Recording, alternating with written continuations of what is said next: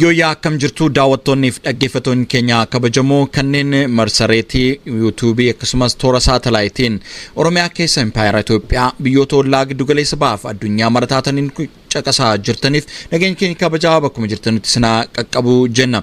Qophii keenya guyyaa irraatti immoo qophii addaa tokko qabannee dhiyaanneerra. Qophiin addaan keenya kan inni xiyyeeffatus qondaaltota addaa bilisummaa Oromoo mootummaatiin akka malee hidhamanii raarfamaa jiranii dhukkuba daddarbaan faalamanii dhukkubsataa jiru yaalaas dhabanii jiru kan jedhu komiin maatiirraa nu qaqqabe irratti hundaa'uudhaan kan maatii wajjin gaaffiif deebii goone gaggabaabaa qabannee siniif dhiyaannedha. Amma xumuraatti nu hordofaa.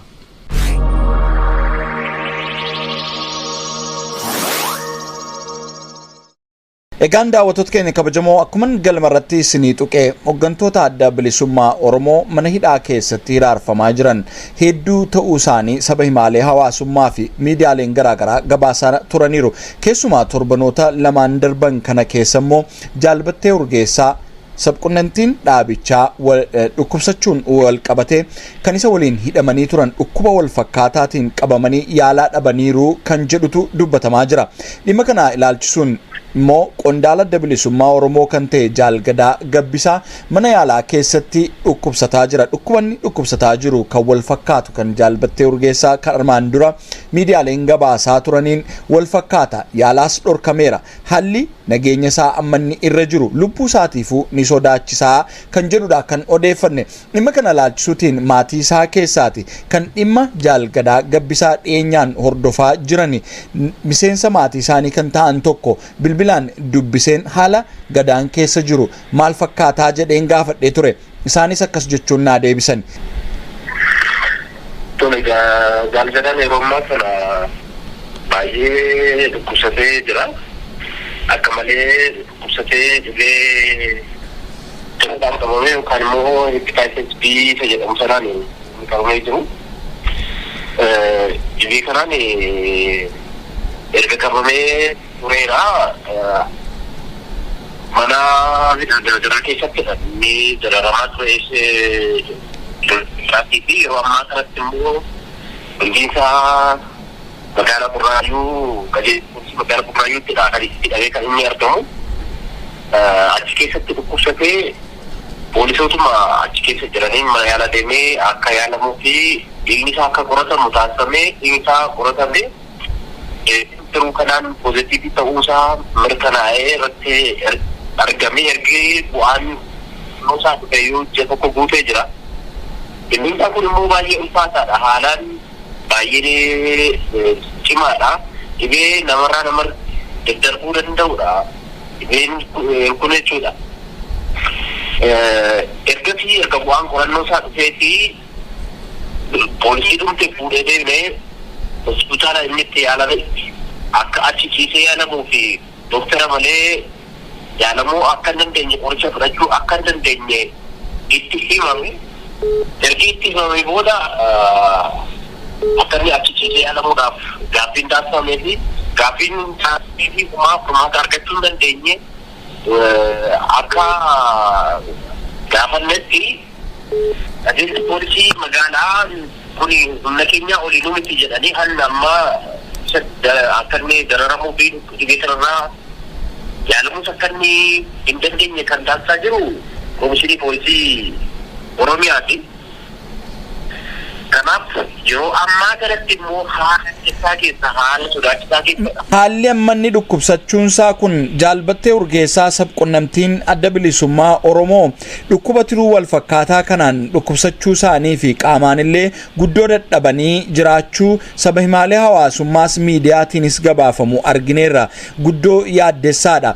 Bakka tokkotti mana hidhaa turanii dhukkubni kun isaanirraa itti darbe jettanii yaaddu? Maaliif hooggantoonni adda bilisummaa Oromoo bakka tokkotti hidhamanii turanii Jaalgadaatiin irraa darbees warri kaanis dhukkuba wal fakkaataan faalamuu hin oollee kan jedhu waan an odeeffadheef hin jedhe. Kun akkuma jalqabatti ni kaase dhibee daddarbaadha waan ta'eef jalqaba kan isaan keessaa kan irratti argame Jaalbattee Urgeessaati. Jaalgadaanis isaan wajjin turee achumaan isatti sarraatti kan inni darbee jechuudha. Isa qofa ta'uu hin taane Jaalgadaa Gabbisaa ta'uu hin taane qondaalota isa waliin amalii jiran hundumaa dhibeen kun waliin ga'uu akka danda'uu fi hunduma isaaniiyyuu gaagama guddaa keessa geessisuu kan danda'udha. Yeroo ammaa kanattuu kan isa waliin hiikamanii jiran qondaalota adda bilisummaa Oromoo isa waliin jiran egaa kan danda'udha. Isaanitti illee dhibee daddarbaa waan ta'eef darbuu kan danda'udha dhibee nama tokko irratti hafuu miti. Egaa qorannoon dhiigaa Jaal Gadaa Gabbisaa akka dhukkuba kanaan qabame erga mirkaneeffameeti baatii tokko ta'eeraa naan jette. Baatii tokko kana keessatti akka maatiitti isin yaalchisachuu fi yommuu gaafattan qaamni isin dhorkate poolisiidha moo qaama mootummaa kan biraati? Yoo isaan kan isin dhorkatan ta'e mana murtiitti waan himattan qabdu? Nuti kan gaafanne qajeelfama poolisii magaalaa Burraayyuuti. Isaan karaa isaaniitiin gaafannaan yaalamee fayyanuun jedhanii ammanni ergaa lugaan ol jedhee dhaabbachuu ergi dadhabee nyaachuu erga dadhabee torbee lama guuteera yeroo ammaa kan nutis ijaan isa arginee torbee lama ta'ee jechuudha. Ergan ol jedhee dhaabbachuu dadhabee isas ijaan arguun maal keessa akka jiru maal akka ta'e maaltu si barbaachisaa maal taate akkamitti yaalchisna jennee isas argine gaafachuu hin dandeenye. Kanayyuu jiraachuu dhumataayyuu kan nuti agaa jirru qondaalota isa wajjiniin hidhamanii jiran karaa isaaniiti malee Jaal Gadaatiin ijaan arginee waan tokko maal akka ta'e yeroo ammaa kanatti gaafachuu yookaan mirkaneessuu hin dandeenye nutis karma keenyayyuu jechuudha. Yoo isaan yaalaa isin dhorkatan amma haalli jiraachuu lubbuu isaatiiyyuu guddoo rakkisaa fi addeessaa keessa jiraachuudhaagaa kan hubannu waan isin nuuf himaa jirtanirraa. Aga ammaatti rakkooleewwan kun garaagaraatti hidhamaa turuudha kan kaasaa turtanis. Egaa yoo akkasumaan kan itti deemu yoo ta'e lubbuu isaatiifuu sodaachisaadha.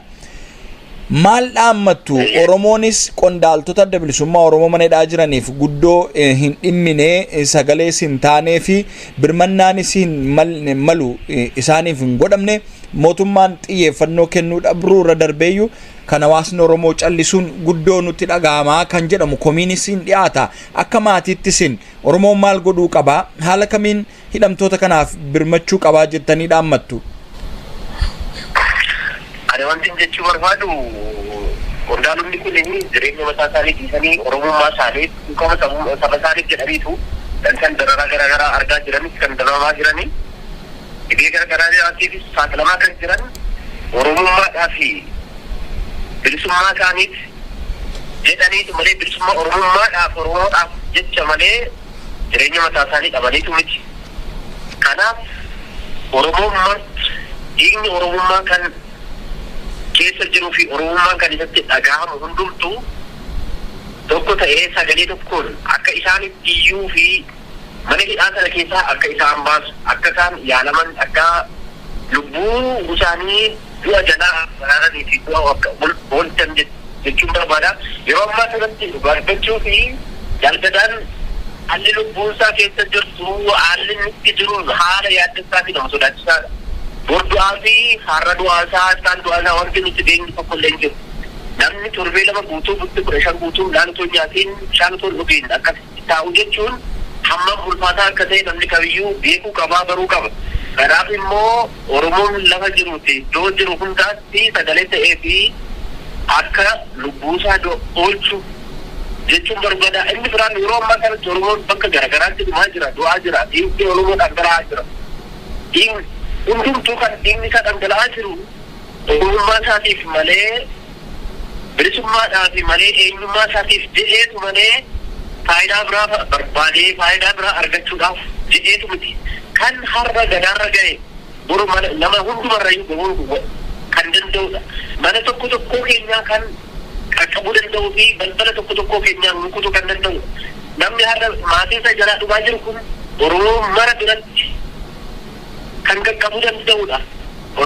Ana duwwaa namti maaliif yookaan godina tokko yookaan aanaa tokko bira qofa gahee isaan qofa dhumaa jiran ni jedhamee ilaalamaa jiru kuni hunduma keenyayyuu Oromoo lafarraa hiitu yookaan duguuguu gaggeeffamaa sanyiitu gaggeeffamaa jira waan ta'eef kanaaf Oromoon lafa jiruuti dura jiru hundumaatti yeroo ammaa kanatti tokko ta'uu kan qabuu fi walii birmachuun ammadha. Kanaaf jaarreewwan kanaafis birmachuun ammaa qondaalonni kun achi keessaa akka baaniif lubbuu isaanii baraaruudhaaf jarreen kana dhabuu jechuun baay'ee kisaaraa guddaadha. Dhugaa dubbachuu qaroora ofii dhabuun hammam akka nama rakkisuu fi daandii deemuu akka hin dandeenye Oromummaatti hubatee sagalee akka ta'anii fi akka birmataniif akka isaan fayyummaan isaanii akka eegamuu fi akka isaan yaalaman akka isaan dhibee kanarraa fayyan sagalee haa taanuu fi haa birmannuu fi jechuun barbaadan.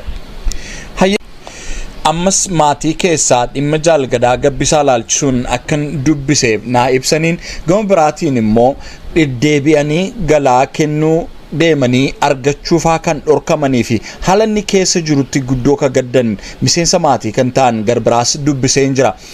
Mee waan haalli jaalgadaan irra jiru naaf himuu dandeessu laata?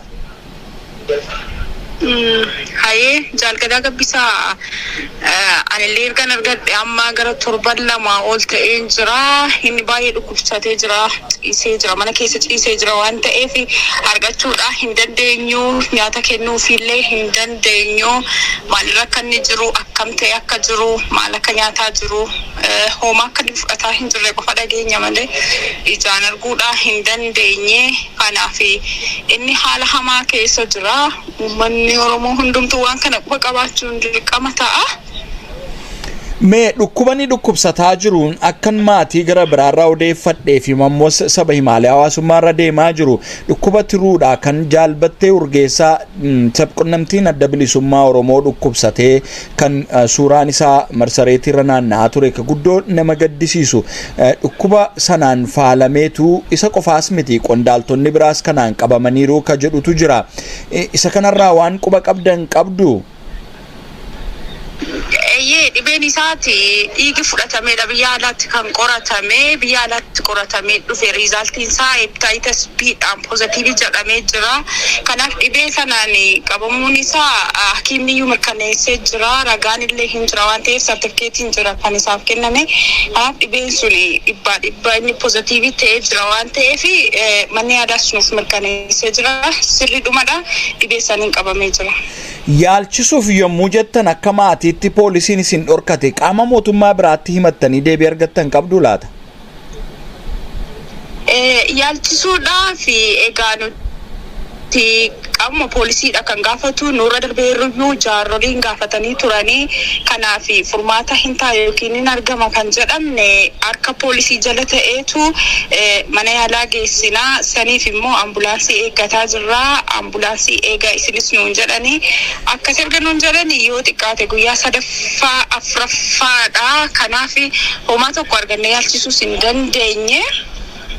Egaa amma iddoo bu'aan qorannaa dhukkuba kanaan qabamuun isaa barameeyyuu baatii tokkodha. Kana jechuun amma lubbuun jiraachuun isaayyuu guddoo yaaddessaa ta'a jechuudha. Yoo akkasiin fala argataan deemu yoo ta'e lubbuudhaan dhabamuuyyuu ni danda'a jechuudha. Kanaafuu inni kun fala akka argatuuf immoo mee Oromoon maal godhuu qaba jettanii dhaammattu?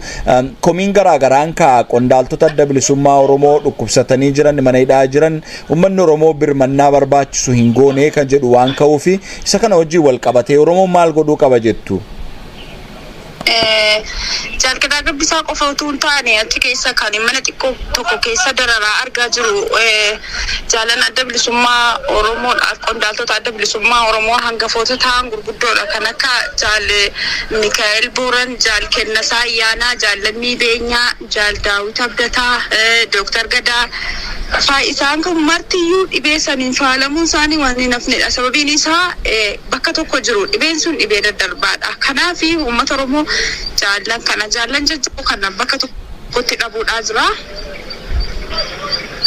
Kanaaf uummanni Oromoo haga danda'u jaallan kanaaf sagalee ta'uu qaba. Keessumaa immoo nama dhibee kanaan qabamee yaalallee dhabee maatiillee arguu dhabee kufee nyaatiin torban lama ga'aa jiru kanaaf sagalee ta'uun dirqama. Jaallammanaaf dirmachuun dirqama. Sagalee ta'uun dirqama. Uummanni Oromoo waan harkaa qabu kunuunfachuun dirqama isaati. Dhaamsi koo kanumadha. Ayyeegaa maatii jaalgadaa gabbisaa haala jaalgadaan fi hidhamtoonni qondaaltonni adda bilisummaa Oromoo kan biroo jiran waan nuuf ibsitaniif maqaa daawwattoota keenyaan guddoo galatoomaan jedha. Galatooma hayyee fayyadaa. Egaan daawwatootaaf dhaggeeffattoota keenya kabajamoo dhimma dhukkubsachuu qondaaltota adda bilisummaa Oromoo mana hidhaa keessatti hiraarfamaa jiru ilaalchisee maatii wajjin gaaffiif deebii gabaabaa goone kanumaan goolabanna. Oromoon hoogganasaa tiksachuu qaba. Sirna dhufee darbaa biyyattii keessatti hoogganni Oromoo qabsoo Oromoo hooggana dhabsiisuudhaaf dhabamsiisuuf hojiin hojjetamaa ture. Dhalootarraa dhalootatti darbee har'aan qaqqabeera. Kanaaf Oromoon hoogganasaa tikfachuuf kunuunsachuu qaba. Dhaamsa maatiin kun kennan immoo qondaaltonni kan biroon kan mana hidhaa jiran hundumtuu wajjin wal fakkaata. Oromoon haa birmatuuf kan jedhu immoo dhaamsa qophii keenyaati. Qophii kana qindeessee kan siniif dhiyeesse an Raajii Guddataati. Ogeeyyiin teeknikaa istiidiyoo Keelloorraa immoo edit gochuu fi tamsaasuutiin waliin turani. Aga walitti deebinutti nagaan nuuf tura.